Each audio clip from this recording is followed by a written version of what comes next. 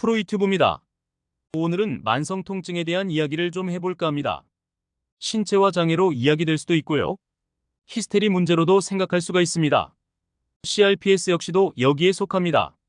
이러한 질환에 시달리게 되면 정말 끔찍합니다. 그런데 이유를 알 수가 없습니다. 해부학적으로 관찰이 되지 않기 때문입니다. 이런 질환에 시달린다면 일상생활의 행동 효율 역시 엄청 떨어집니다. 게다가 의학적으로 이유도 알 수 없습니다. 해부학적이지 않기 때문입니다. 따라서 병원에 가도 도움을 받을 수가 없습니다. 그런데 환자는 고통스럽다는 말입니다. 이렇게 몸이 아프면 여러 의사들을 찾아다니면서 원인을 찾으려고 애를 쓰게 됩니다. 일단은 아프지 않아야 뭔가를 할 수 있기 때문입니다. 그런데 의학적으로 규명이 되지 않았다. 그럼 의학적 치료 방법은 나오지 않은 겁니다. 의학적 치료 방법이 나오지 않았다는 말은 그 병이 기존에 알려진 방법으로 다룰 가능성이 현저히 낮다는 겁니다. 흔치 않으니까 딱히 대체 방법도 나타나지 않는다는 거고요. 정신분석에서 등장하는 히스테리 역시도 그렇습니다. 의학적으로 치료 방법이 나오지 않는 것이니 만큼 의사들도 손을 쓸 수가 없었죠. 최근 양상이 나타나고 있는 CRPS 복합통증 증후군도 그렇습니다. 의사가 해줄 일이 없는 병으로 알려져 있으니까요.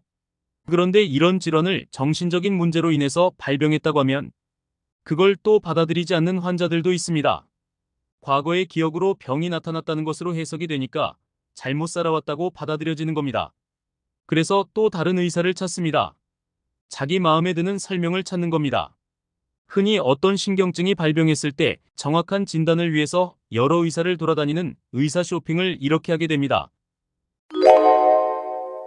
사람들에게서는 크고 작은 히스테리 반응들을 살펴볼 수 있습니다.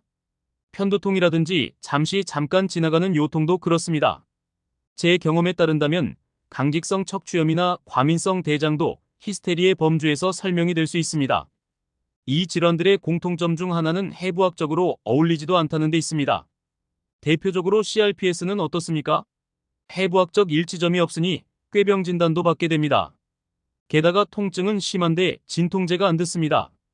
정신작용을 통해서 일어나는 환각적 성질을 가진 통증이기 때문입니다. 따라서 실제 신체 통증을 완화하는데 약을 써도 한계가 생길 수밖에 없다는 겁니다. 왜냐면 증상을 일으키는 메커니즘과 약물 메커니즘이 안 맞으니 그럴 수밖에 없는 거고요. 게다가 그 메커니즘이 잘 맞아서 통증이 억제된다고 하더라도 약효 떨어질 시간 되면 다시 아파야 한다는 거죠. 따라서 계속 아플 수밖에 없는 것이라는 말이고요. 프로이트는 이러한 질환을 잘 치료한다고 소문이 났던 사람입니다. 이러한 시민성 질환에 언어가 효과가 있음을 관찰했고 그것을 연구한 사람입니다. 따라서 그 시대에는 혁명적이었죠.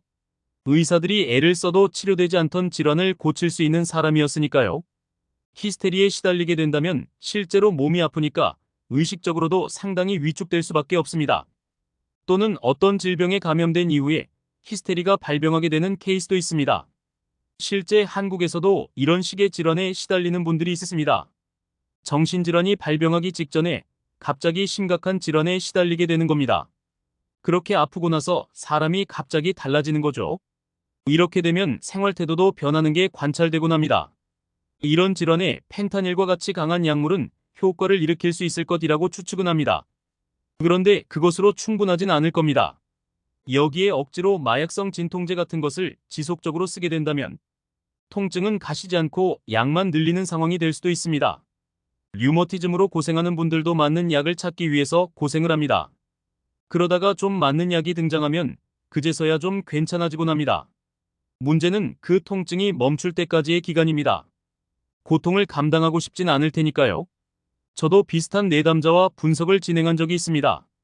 그런데 대부분 내담자들은 신체에 발생하는 이유 없는 통증이 정신과는 무관하다고 생각하고 있었습니다. 의학적 치료가 의미가 없었는데 톡으로 대화 주고받는 게 무슨 영향력을 끼칠 수 있다고 받아들여지진 않은 셈이죠. 통증에 시달리는 사람들은 당장 괜찮아지는 방법을 요구하지만 현실적으로 그런 방법이 나오지는 않습니다. 그런데 프로이트의 제자들 책을 보면 처음에는 제대로 걷지도 못할 정도의 히스테리 발작에 시달리던 환자가 진료를 한번 받고 멀쩡하게 걸어나가거나 했다는 그런 자료들이 있습니다. 얼핏 듣기로는 정말 거짓말처럼 들립니다. 그런데 그게 실제로도 가능합니다. 저는 언어적 차원에서 비슷한 경험이 있는 아이와 대화를 한 적 있습니다. 어떤 특정 단어만 들으면 겁에 질리게 되는 겁니다. 그 아이는 저와 잠시 대화한 뒤에 그 공포가 사라졌습니다. 그동안 느끼던 공포가 거짓말처럼 사라진 겁니다. 신경증에 오래 시달리던 분들은 차라리 암이 더 속편할 것 같다는 이야기까지 합니다. 이유를 알면 처치를 할 수 있기 때문입니다. 따라서 히스테리성 통증 자체가 면역체계의 문제라고 한다면 치료법을 발견할 수 있습니다. 그런데 그게 아닌 게 문제죠. 통증이 유발되는 기전을 찾고 그것을 어떤 식으로 치료해야 하는지는 매우 중요한 문제입니다. 전례가 없다면 연구를 하든지 아니면 운명의 치료를 맡겨야 하기 때문이죠. 다음 영상에서 여기에 대한 이야기를 조금 더 하도록 하죠. 영상이 도움이 되셨다면 구독과 좋아요 부탁드립니다.